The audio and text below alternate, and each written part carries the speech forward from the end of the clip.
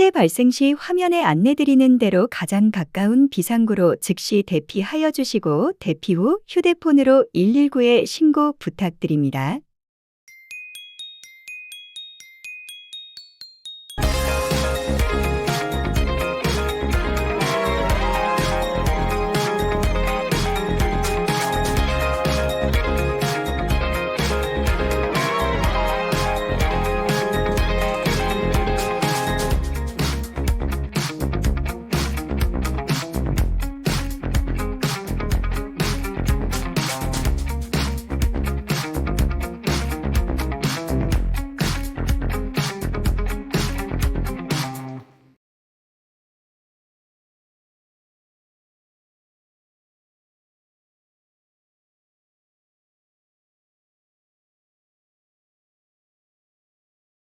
어제 저녁 강원도 평창의 한 LPG 충전소에서 가스 폭발 사고가 발생했습니다. 온몸에 화상을 입은 30대와 60대 남성 등 5명이 중경상을 입었고 잇따르는 폭발로 건물 8채와 차량 10대가 불탔습니다. 황구성 기자입니다.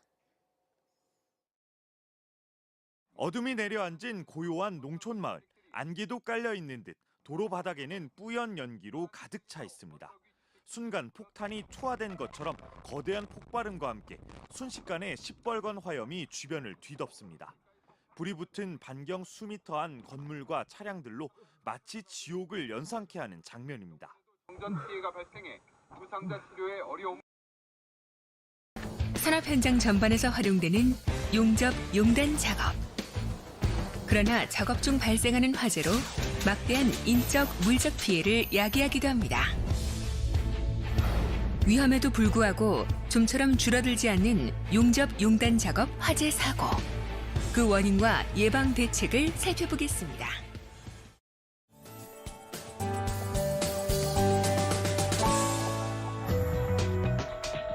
용접, 용단 작업은 금속을 용융시키는 특성상 고열과 불꽃, 불티를 발생시킵니다.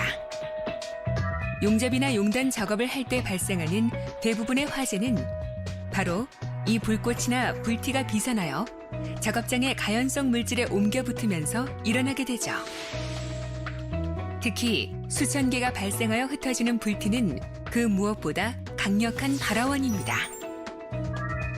직경 0.3에서 3mm 정도의 아주 작은 크기지만 비산 불티의 온도는 3000도에 이르며 축열로 인해 비산된 후 상당 시간이 지난 후에도 화재를 일으키곤 합니다.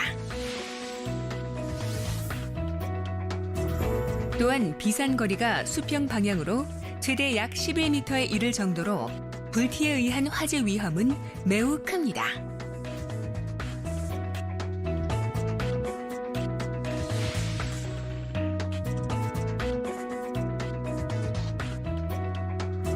그러면 화재 위험이 있는 가연성 물질은 어떤 것들이 있을까요? 작업장 주변에서 흔히 볼 수 있는 우레탄 폼, 스티로폼 샌드위치 패널 같은 내장재 조각과 기름, 도료, 걸레, 나무 토막, 폐기물 쓰레기 등은 대표적인 가연성 물질입니다.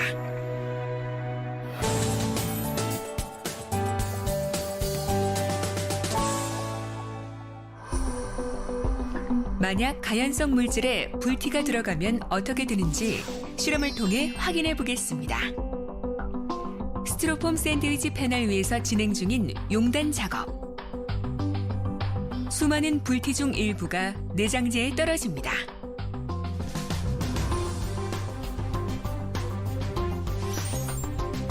작업자는 현장을 벗어나고 이후 연기가 피어오르더니 곧 스티로폼 내장재 전체가 화염에 휩싸입니다. 이처럼 용접 용단 불티로 인한 화재는 대부분 연기만 나고 일정 시간이 지나서 발화되는 훈연 연소입니다. 때문에 초기 진화를 놓치고 큰 화재로 이어지는 불티의 위험성. 항상 숙지하고 작업에 임해야 하겠습니다.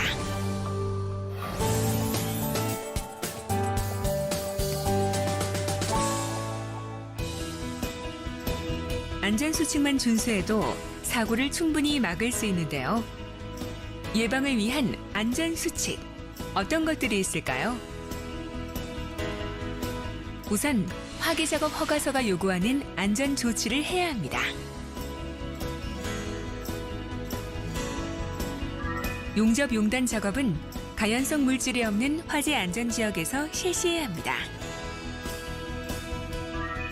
작업자는 안전모, 앞치마, 내열성 장갑, 용접 보안면 등의 보호구를 착용해야 합니다. 용접 불티 비산 방지 덮개, 불꽃 바지,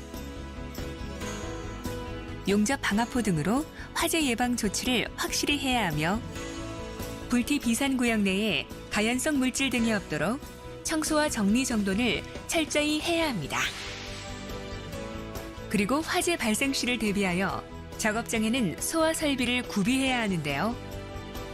소화기는 보기 쉽고 사용하기 편리한 곳에 설치해야 합니다. 통행에 지장을 주지 않는 곳에 습기나 직사광선을 피하여 설치해야 하며 바닥으로부터 1.5m 높이 이하의 곳에 비치해야 합니다. 무엇보다도 용접 용단 작업 시 화재를 예방하기 위해서는 철저한 감독과 교육의 중요성도 간과해선 안 되겠죠? 운전부사 책임자의 승인 후에 작업을 하되 작업자에 대한 안전교육과 소방시설 활용 교육도 사전에 실시합니다. 작업 현장에는 안전한 환경에서 안전하게 작업하도록 화재 감시인을 배치해야 합니다. 아주 작은 불티 하나가 화재로 이어져 소중한 생명을 잃을 수 있는 용접 용단 작업. 인명과 재산 피해를 막기 위해서는 안전수칙을 지켜야 한다는 점 명심해야겠습니다. 안전은 실천입니다.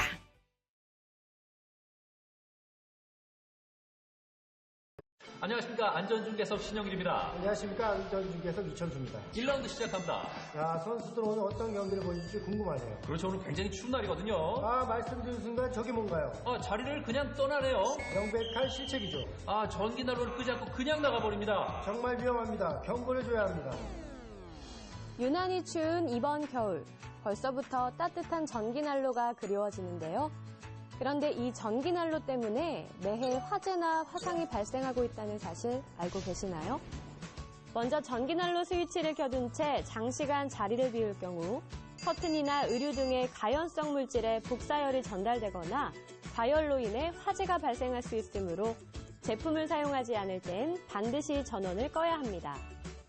평소 전기난로를 사용할 땐 벽이나 주변 제품과 안전 거리를 유지하는 것이 중요한데요. 전기난로 사용 시 최소 1m의 거리를 유지하는 것이 좋습니다. 야외 경기장에서 2라운드 시작합니다. 선수들 경기장 밖에서 작전 타임에 들어갔습니다. 이번 경기에서 1라운드를 만회해야 할 텐데요. 방금 뭐였죠? 선수들 말해야 합니다. 안타깝습니다. 피부에 직접 닿으면 화상 위험이 있다는 걸 몰랐을 리가 없었을 텐데요. 아무리 추워도 옷 위에 붙여야죠. 저런 경기진엔 정말 위험합니다. 찬바람이 부는 날 핫팩 하나면 마음까지 든든해지는 기분인데요. 문제는 이런 핫팩에 2시간 이상 지속적으로 노출될 경우 저온 화상을 입을 수 있다는 점인데요. 우리 피부는 50도 이상의 열에 3분 이상만 노출되어도 화상을 입게 되는데 시중에 판매되는 핫팩 중에는 50도는 물론 70도 이상까지도 올라가는 제품이 많다고 합니다. 피부에 직접 열이 닿는 것을 막기 위해 옷 위나 손수건 등으로 싸서 사용하는 것이 좋습니다. 3라운드 다시 실내로 돌아옵니다. 자, 이번 라운드 기대해보면 하죠. 어떻게 진행되는지 볼까요? 또다시 실책이 나옵니다. 저건 레드카드감인데요. 아무리 추워도 적정 온도를 유지해야죠. 화상에 입을 수 있습니다.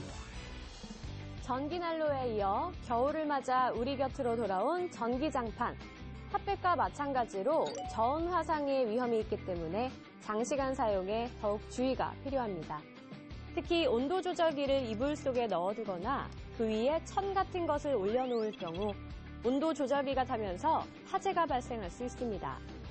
만약 제품 표면에 물을 쏟았다면 가능한 한 빨리 물기를 깨끗이 닦은 후 사용하도록 합니다. 전열기구의 화재를 예방하는 기본 수칙은 가스렌지 등의 화기 근처에서 사용하지 않고 미사용 시 반드시 콘센트의 전원을 빼두는 것입니다. 사용자의 작은 실천이 큰 사고를 막을 수 있다는 사실 잊지 마세요.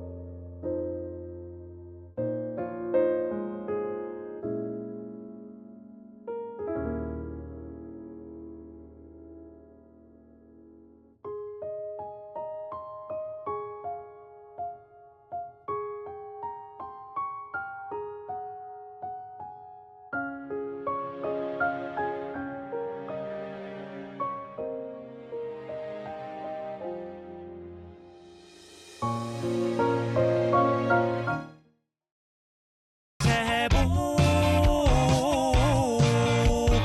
할머니 할아버지 새해 복 새해 복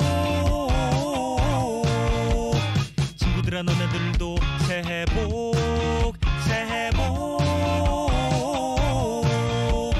언니 오빠 동생 동창 친구 원수 아군 적군 이 사람 저 사람 잘난 사람 못난 사람 너도 나도 모두 다 새해 복 많으로